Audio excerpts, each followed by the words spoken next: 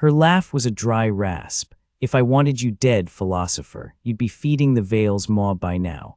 She tossed him a nutrient pack, the gel inside the color of arterial blood. Eat, your martyr complex is bad for my concentration. He didn't move. The anchor's weight was a lodestone, dragging his thoughts into dark waters. She will live, the Eclipsed had promised, its voice silk and static, if you bind yourself. Lysandra's face flickered at the edge of his vision, her smile fractured by stasis cradle glass. Iskara's boot connected with his shin. Stop brooding. The anchor's codex, can you decode it or not? He unclipped the data sliver from his belt, its surface etched with precursor runes.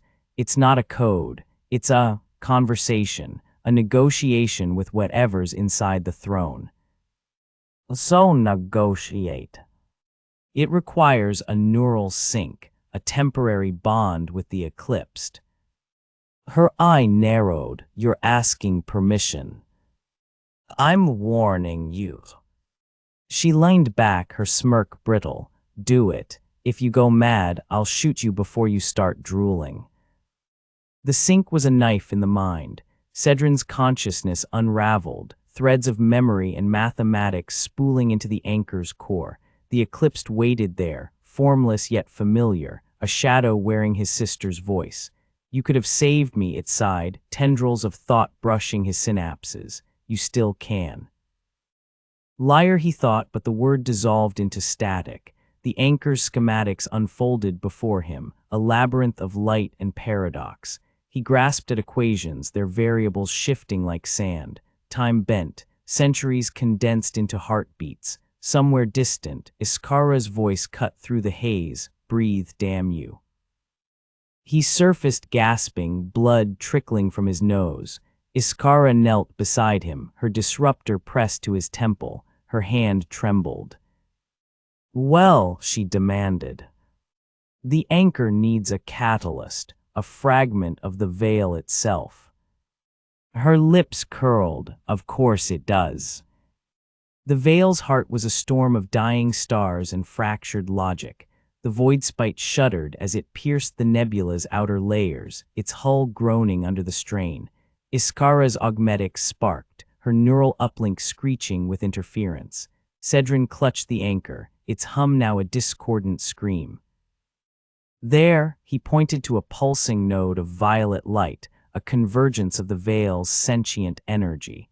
We need to harvest it. Harvest, right. Iskara's fingers flew across the nav console. I'll get you close. You'll have 5 minutes before the radiation cooks us.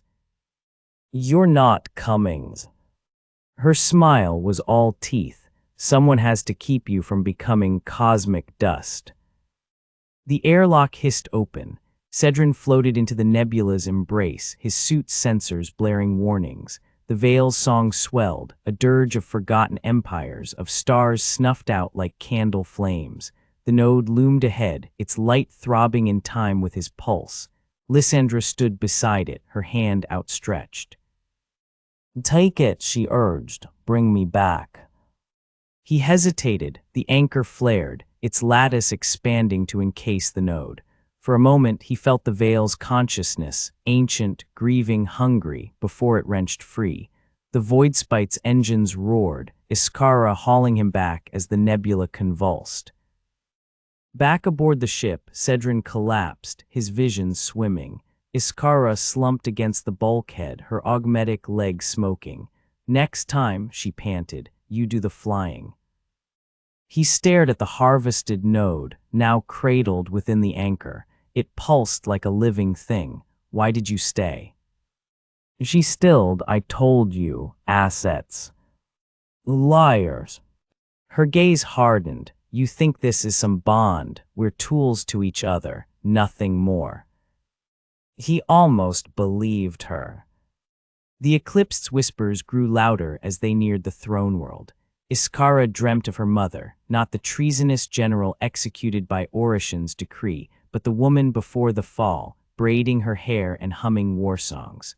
Trust is a bullet to the skull, her mother had warned, yet here she was, trusting a man who wore guilt like a second skin. She found Cedrin in the hold, muttering equations as he calibrated the anchor. His hands shook. "You're pushing too hard," she said. "The veil accelerates. We're out of time." She gripped his wrist, her thumb pressing the scar where his sister's blade had once nicked him. "You'll burn out." He looked up, his eyes hollow. "What choice do we have?" None. She hated him for that. The ambush came as they breached the throne's defenses. Air fleets descended, their weapons carving the Voidspite's hull. Iskara swore, her hands steady on the controls. "They'll board us. Go, seal the lower decks." Cedrin hesitated. "What about you?" She met his gaze. "Ships are replaceable. Your idealism is." He understood too late. The explosion tore through the Voidspite's core, the shockwave hurling Cedrin's escape pod into the throne's shadow. He screamed her name, but the comms were ash. The last thing he saw was her silhouette against the firestorm, her augmetics gleaming like a crown. Alone in the throne's labyrinth, Cedrin pressed onward, the anchor's weight a funeral dirge.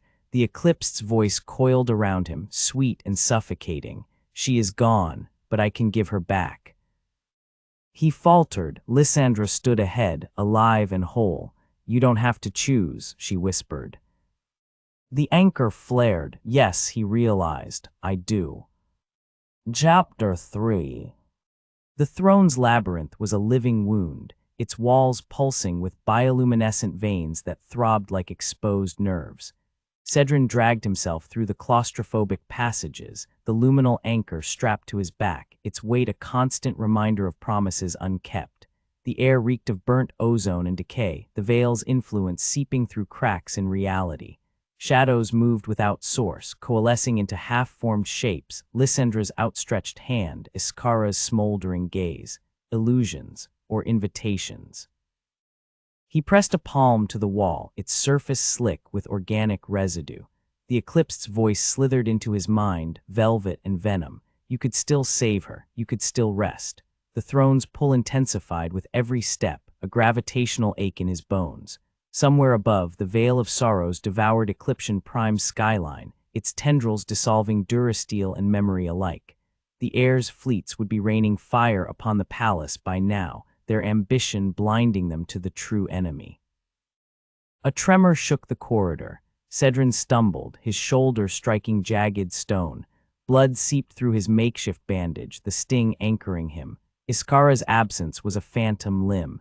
He could still see her silhouetted against the Voidspite's inferno, her augmetics gleaming like a constellation snuffed out. Ships are replaceable, but she wasn't a ship. She was a storm, and storms didn't die, they faded. He forced himself onward. The throne room had become a cathedral of ruin. The obsidian monolith loomed at its center, its apex lost in a vortex of fractal shadows. The eclipsed's presence thickened the air, a pressure against the lungs, the mind. Cedrin's retinal implants flickered, distorting the carnage-scattered bodies of royal guards, their armor melted into flesh, air fleets, banners trampled underfoot. The veil's song crescendoed, a chorus of static and screams. He unstrapped the luminal anchor, its lattice humming as it reacted to the throne's energy. Precursor glyphs flared along its edges, casting jagged shadows that danced like marionettes. A cage for gods, but cages required sacrifices. "You always hesitate." The voice was smoke and serrated steel. Cedrin turned, breath catching. Iskara stood in the shattered archway, her augmetic legs sparking, her face streaked with soot and blood, alive. "You're hard to kill, obviously." She limped forward, her disruptor pistol dangling from a cracked grip. "The Voidspite's ejection system owed me a favor." Relief threatened to buckle his knees. He buried it. The anchor needs a tether, someone to bind with the throne. Her gaze flicked to the monolith. "Let me guess, it wants you. Or you, it doesn't care, as long as it feeds."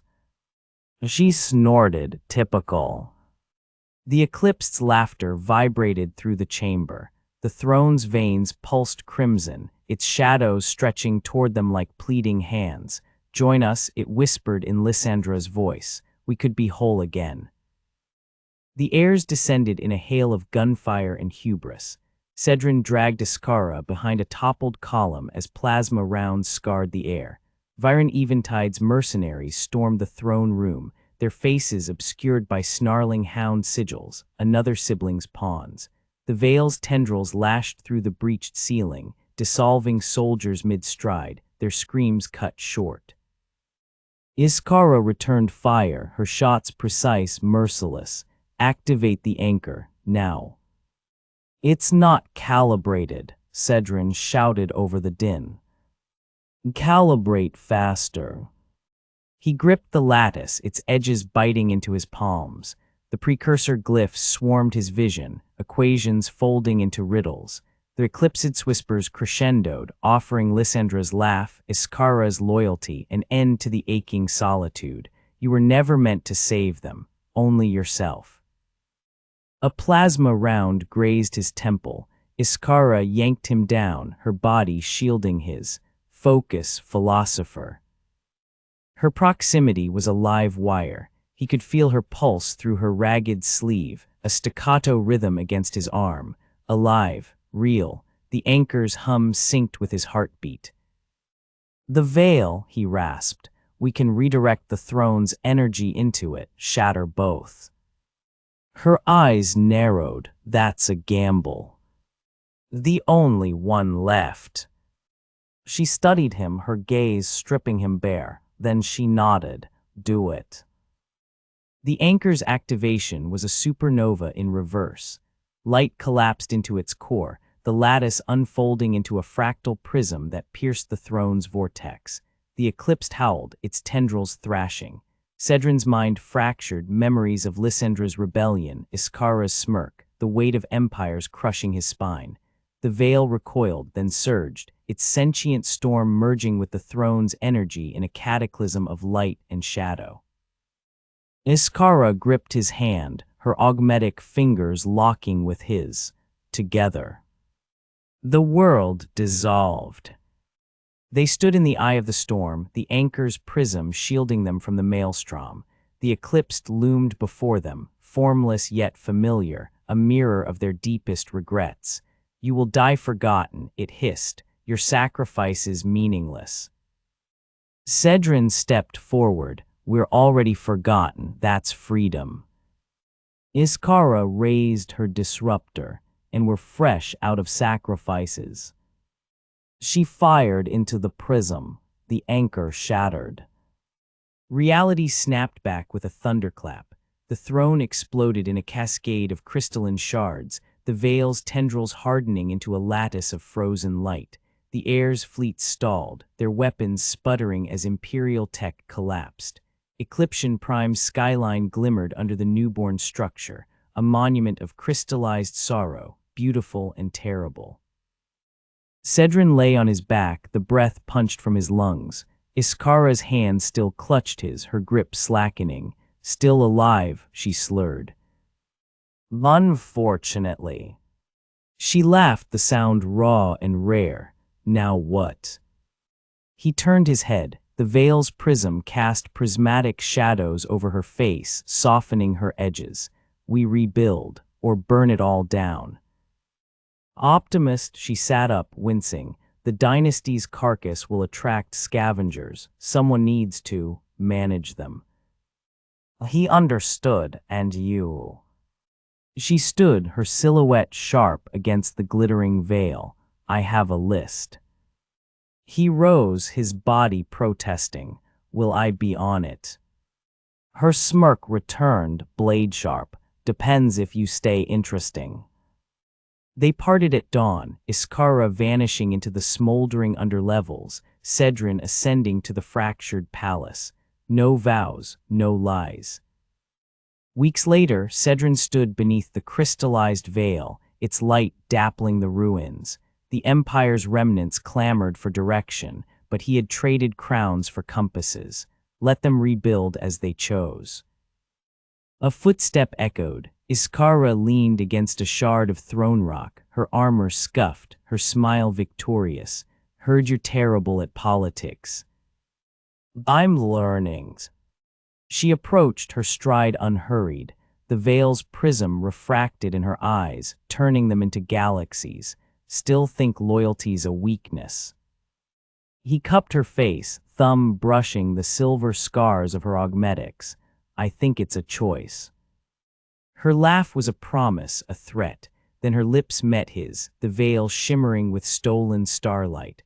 Above them the monument endured, a testament to lies shattered, to bonds forged in the dark.